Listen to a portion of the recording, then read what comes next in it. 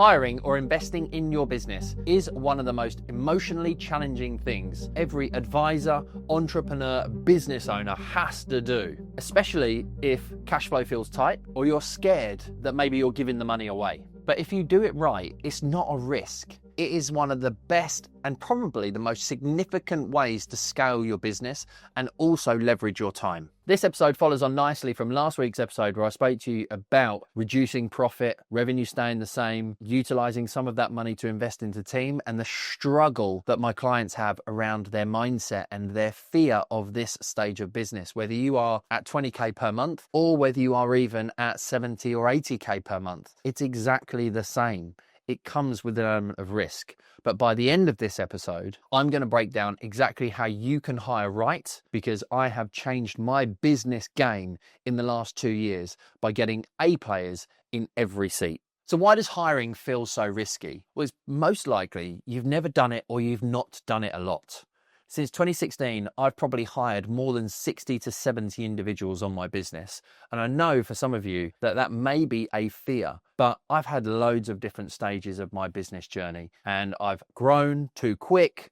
I've had to let everybody go. I've had a business partner who was my best friend for 2 years and had to buy him back out. I recruited too fast. I didn't hire based on an outcome. And there's so many different mistakes. If you've never done it before, even as an employee, you act emotionally, whereas really you should be acting logically. The fear of bringing in the wrong person and having to start all over is insane. The cost of bringing somebody into your business, them not being a great fit, and then having to get rid of them 4 to 6 to 8 weeks later is a nightmare. No longer in today's day and age, with the minimum wage where it is it easy to take on an apprentice or a trainee? Thanks, government, and give somebody an opportunity. I know all of the voices that go on in your head. What if they don't perform? What if they're a bad egg? What if they don't work enough? And trust me, over the last 2 years, I've really nailed it. I've hired slow. I haven't had to hire fast. But prior to that, I've had people who have sold me a dream, led me up a garden path, said all the right things in the interview, even to the point where I had to let somebody go and then it got abusive. Their partner even started messaging me on social media. It's never about the person. And it's really important to understand that it has to be a good fit on both sides. Sometimes letting somebody go is the best thing that you can do, not just for your business, but also for them. Because if they're not a good fit for the culture, the team, or the environment, while they feel safe and secure, which is what they really want, a wage, a way to live their lifestyle, their bills paid, it's also stopping them. We get one opportunity, one shot at this thing. Why would you want to be in a job that you just don't enjoy? It's important that you let people move and grow. But if it's you making the decision rather than them choosing to, you can be met with some negativity along the way. So what you actually need to do to hire efficiently and effectively is forget about the annual wage. You're not paying 20, 25, 30,000 pounds. You're paying the pro rata monthly of that amount. Yes, there's some national insurance. Yes, there's some additional elements that you have to take into consideration, but forget about the annual. All you need to be able to do is afford 50% of that person's salary for the next 3 months. If you can do that, I truly believe that if you hire specifically, you will be able to make up the other 50% from the increase in revenue and the roles that they're taking on. You're buying capacity, scalability, and time, no matter who the employee is. For admin roles, you and your sales team pick up the revenue increase. For salespeople, it's all ROI based. The important piece is you have to manage salespeople in the early phases, because if you leave them to their own devices, they won't work the way in which you want. Now, that might seem counterproductive, but you have to create new behaviors and good habits for your business, and you should be training them on the way in which it should be done. Yes, they can bring their own flair, but it's all data driven with a salesperson.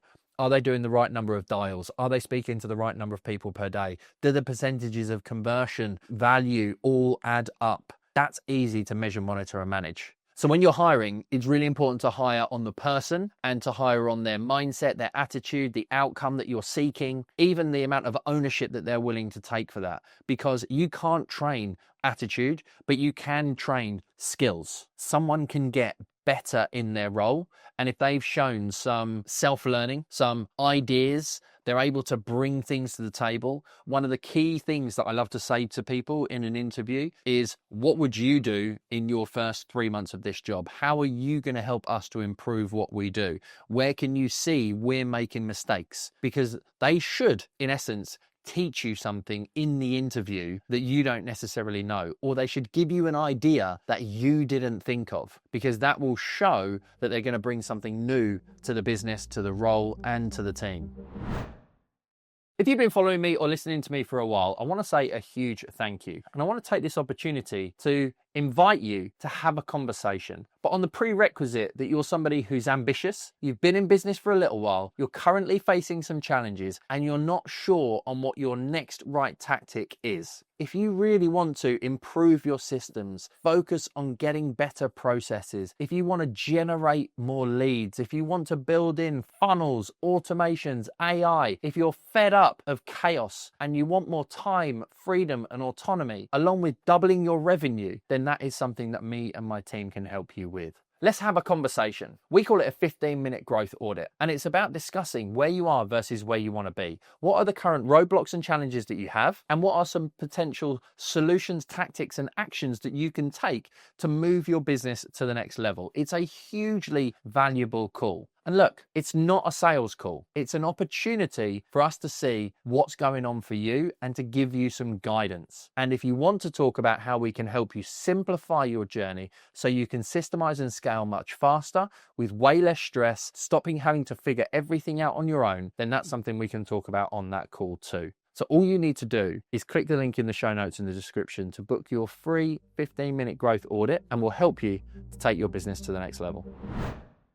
So I mentioned last week that I've taken on a new marketing automations person. I'll talk to you about that specific role in the next few weeks. But what's really important to understand is this guy's been running his own business for 4 years, where he's got to the point of having to wear all of the hats. He is suffering from what I talk about a lot on these episodes, is being the bottleneck, not being able to recruit, not being able to let go, finding it hard to get to the next level, juggling, managing clients, getting new clients. And he wants to have a huge impact on people, but doesn't want to take on the full responsibility any longer, because he wants security, safety, freedom, some autonomy, and to be, in his words, an intrapreneur. That's somebody who has all the mindset, loves investing in themselves from a skill set perspective, but has the team culture, doesn't want to take on the wage bills, the HMRC, the tax changes, all of the stuff that we have to do as a business owner. And there are a lot of people out there, I think, since 2020 when COVID kicked off and lots of people became self-employed, there are lots of people who don't realize how hard it is, how many hours you need to work, the sacrifice that you have to go through, the risk that comes with it, and the constant being on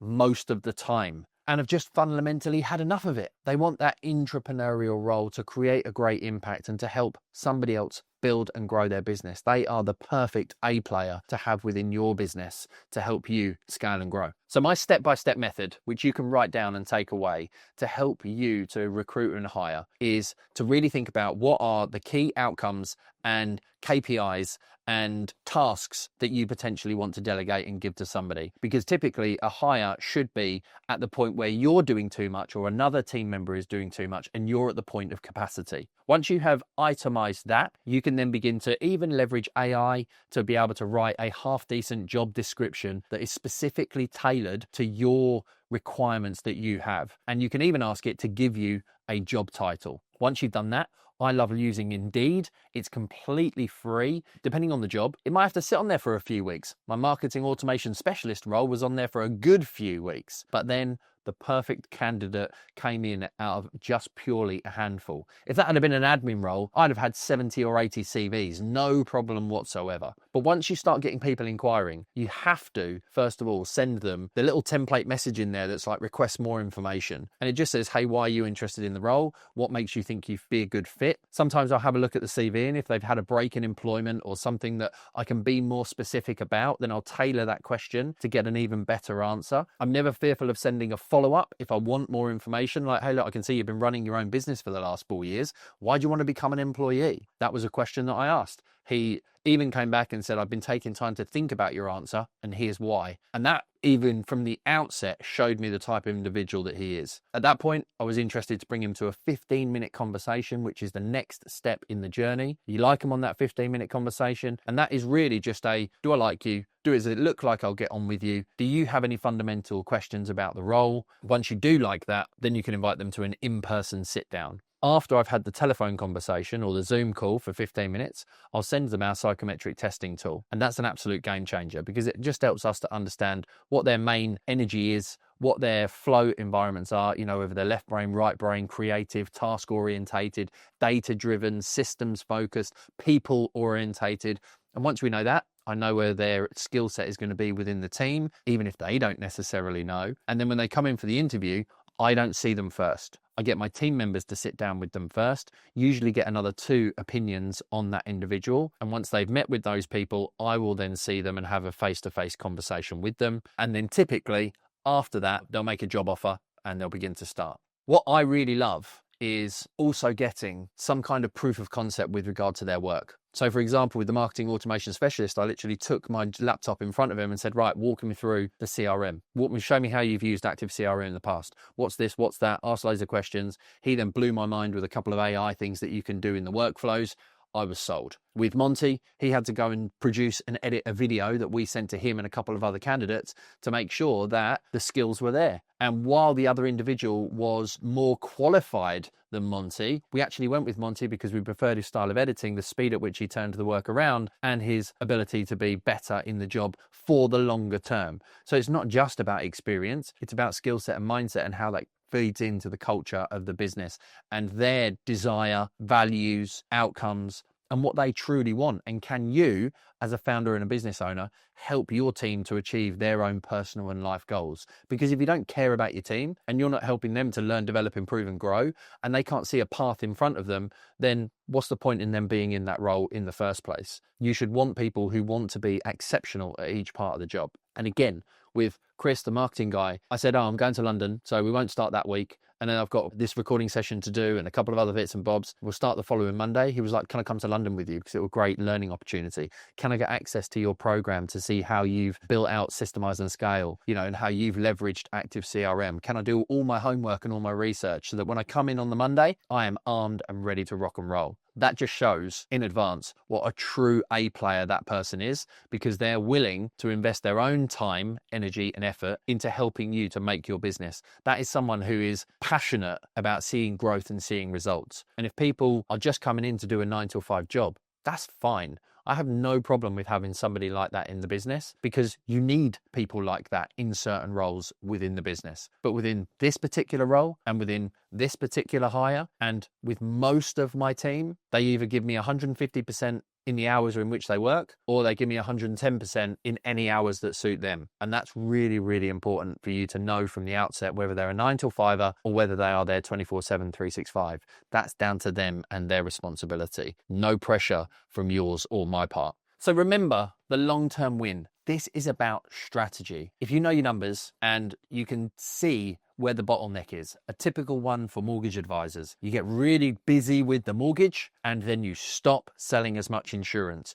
You're sitting there going, I've got 5 people on my desk. Well, if each of those 5 people bought a £30 policy, that's 600 quid. If all 5 of those converted at £600, you've made 3 grand. That has just paid for potentially the next 2 months worth of wages. So while profit might dip initially, you will have more time, it will free you up, and your impact will be able to go up as well. Your pounds per hour will increase. When time goes up, so does growth, providing you invest that time into the right key areas. And I always get my clients, when we've systemized their business and got rid of some of the repetition, when they go and recruit their admin and get out of that short-term pain period, to not just go all in on the next layer of business and growth, to let the dust kind of settle. But then what do you want to do with some of that time? Do you want to go and play golf? Do you want to get back to working out every day? Do you want to go for a walk for an hour every day? Do you want to go and just pick up your kids from school 3 or 4 times a week? It's all well and good going through that strategic growth, but the time that you save, how do you reinvest some of that time into things that you truly love and enjoy? Because it's not just about sprinting all the time. It's about building a business that gives you the life that we want. Whilst you can't at certain stages, particularly in the early phases, take all of that free time that you've created after that recruit and go all in on personal life, you can definitely put a percentage towards it, but you have to put some into business to regrow the revenue and regrow the profit. So if you're overwhelmed, if you're stretched, if you're thin on the ground for time, if you're currently the bottleneck, your next hire could be that person that's going to help to free you up and get you more time back. And if it's something that you're fearful about, then hopefully this episode has inspired you and given you some bulletproof hacks and tactics to put into place in your business. And if you need help, Systemize and Scale is always there to support. Thanks very much indeed for tuning in. See you next week.